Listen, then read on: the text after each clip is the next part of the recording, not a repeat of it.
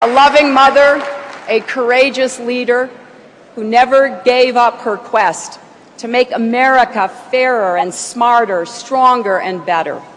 Steadfast in her beliefs, a fighter of uncommon grace, she was an inspiration to me and to us all. Our heart goes out to Stephanie's son, Mervyn Jr., and Bill's wife, Rebecca, who traveled here to Denver to join this family of Democrats.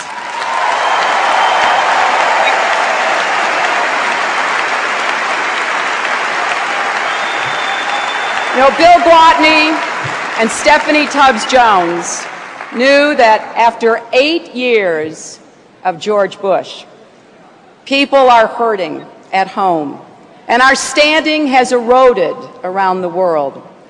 We have a lot of work ahead of us. Jobs lost, houses gone, falling wages, rising prices, the Supreme Court in a right-wing headlock, and our government in partisan gridlock.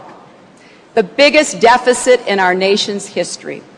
Money borrowed from the Chinese to buy oil from the Saudis. Putin in Georgia, Iran and Iraq.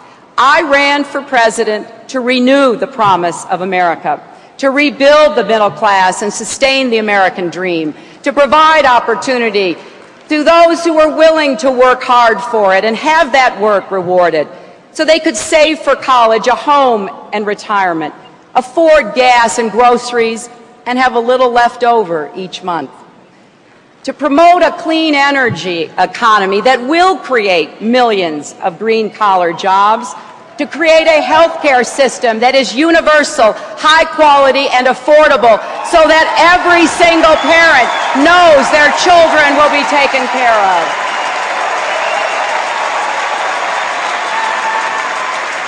We want to create a world-class education system and make college affordable again, to fight for an America that is defined by deep and meaningful equality, from civil rights to labor rights, from women's rights to gay rights, from ending discrimination to promoting unionization, to providing help for the most important job there is, caring for our families, and to help every child live up to his or her God-given potential, to make America once again a nation of immigrants and of laws, to restore fiscal sanity to Washington and make our government an institution of the public good, not of private plunder, to restore America's standing in the world, to end the war in Iraq, bring our troops home with honor, care for our veterans, and give them the services they have earned.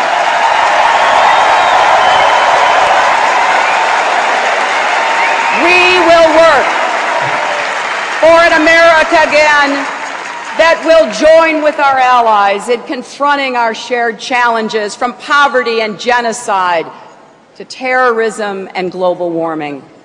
Most of all, I ran to stand up for all those who have been invisible to their government for 8 long years. Those are the reasons I ran for president, and those are the reasons I support Barack Obama for president.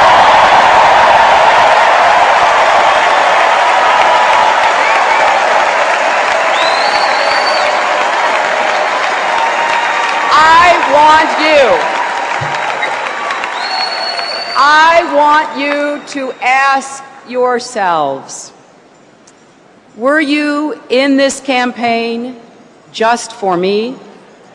Or were you in it for that young Marine and others like him? Were you in it for that mom struggling with cancer while raising her kids?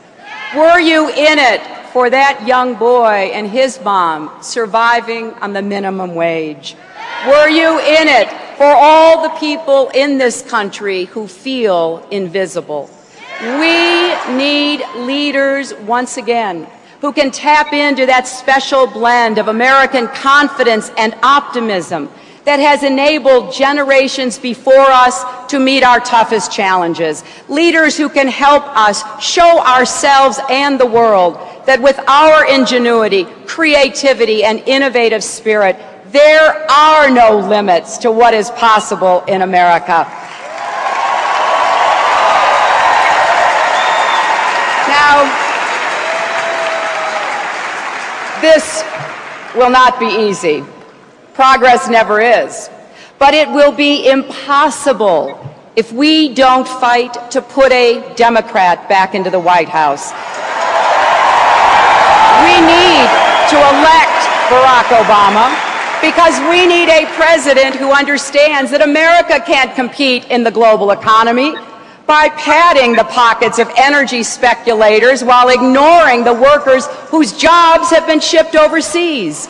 We need a president who understands we can't solve the problems of global warming by giving windfall profits to the oil companies while ignoring opportunities to invest in the new technologies that will build a green economy. We need a president who understands that the genius of America has always depended on the strength and vitality of the middle class. Barack Obama began his career fighting for workers displaced by the global economy. He built his campaign on a fundamental belief that change in this country must start from the ground up, not the top down. And he knows that government must be about we the people, not we the favored few.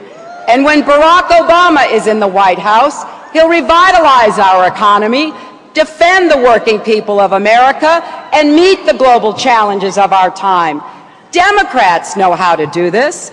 As I recall, we did it before with President Clinton and the Democrats.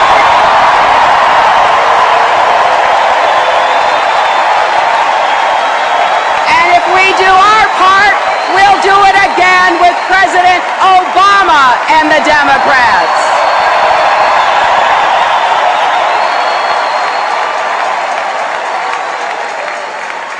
Just think of what America will be as we transform our energy economy, create those millions of jobs, build a strong base for economic growth and shared prosperity. Get middle-class families the tax relief they deserve. And I cannot wait to watch Barack Obama sign into law a health care plan that covers every single American.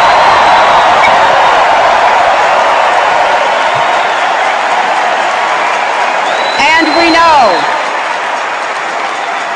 that President Obama will end the war in Iraq responsibly, bring our troops home, and begin to repair our alliances around the world. And Barack will have with him a terrific partner in Michelle Obama. Anyone who saw Michelle's speech last night knows she will be a great First Lady for America. And Americans are fortunate that Joe Biden will be at Barack Obama's side, a strong leader, a good man who understands both the economic stresses here at home and the strategic challenges abroad. He's pragmatic, he's tough, and he's wise. And Joe, of course, will be supported by his wonderful wife, Jill.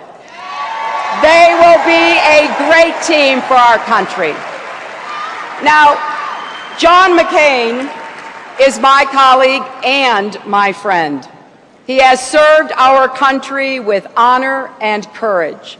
But we don't need 4 more years of the last 8 years.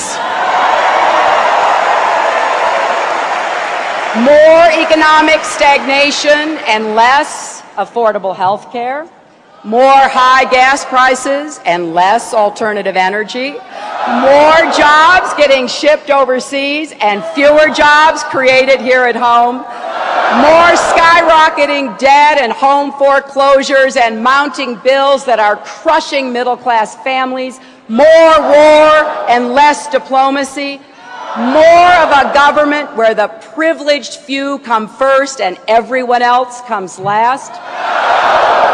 Well, John McCain says the economy is fundamentally sound. John McCain doesn't think 47 million people without health insurance is a crisis. John McCain wants to privatize Social Security, and in 2008, he still thinks it's okay when women don't earn equal pay for equal work. Now, with an agenda like that, it makes perfect sense that George Bush and John McCain will be together next week in the Twin Cities, because these days they're awfully hard to tell apart.